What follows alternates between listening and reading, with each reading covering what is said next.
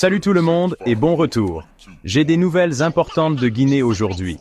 11 hauts fonctionnaires des douanes ont été accusés de crimes très graves, comme le vol d'argent et la malhonnêteté. Oui, vous avez bien entendu. Parmi ces fonctionnaires figure le directeur général des douanes, Moussa Camara, et son adjoint, Maki Agrebi Diallo.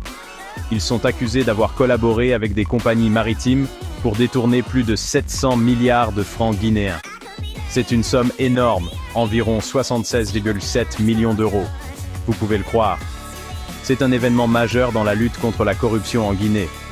La Guinée est classée 141e sur une liste qui montre le niveau de corruption des pays, et ce n'est pas bon. Mais ce n'est pas le seul cas. La lutte contre la corruption en Guinée a été intense. Juste un jour avant cette nouvelle, un ancien ministre de la Défense, le docteur Mohamed Diané, a été condamné à 15 ans de prison pour corruption. Et ce n'est pas tout. Le président actuel de la Guinée, Mamadi Doumbouya, tente d'enrayer la corruption depuis son arrivée au pouvoir. Même s'il avait déclaré qu'il ne poursuivrait pas les membres de l'ancien gouvernement, son administration a pris des mesures contre l'ancien président Alpha Condé et plus de 180 autres fonctionnaires et anciens ministres. Attendez, il y a encore plus. La Guinée a lancé une vaste opération contre la criminalité à Conakry, ciblant plus de 400 lieux connus pour leurs activités criminelles. Cette opération s'est étendue à d'autres zones et à des ports importants connus pour le trafic de drogue. Cependant, cette opération a causé quelques problèmes.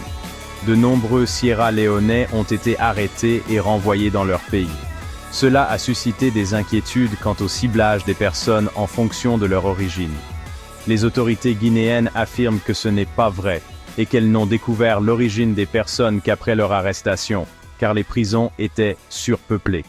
Le ministre guinéen des Affaires étrangères, Morissanda Kouyaté, s'est même rendu en Sierra Leone pour discuter de ses préoccupations, mais la situation reste tendue.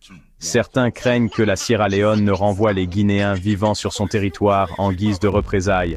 Alors, que va-t-il se passer ensuite ? L'opération anti-criminalité se poursuivra et ces nouvelles accusations de corruption pourraient se marquer un tournant pour la Guinée.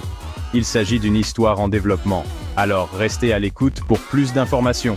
Merci d'avoir regardé. Si vous avez aimé cette vidéo, n'hésitez pas à liker, à vous abonner et à cliquer sur la cloche de notification. À la prochaine.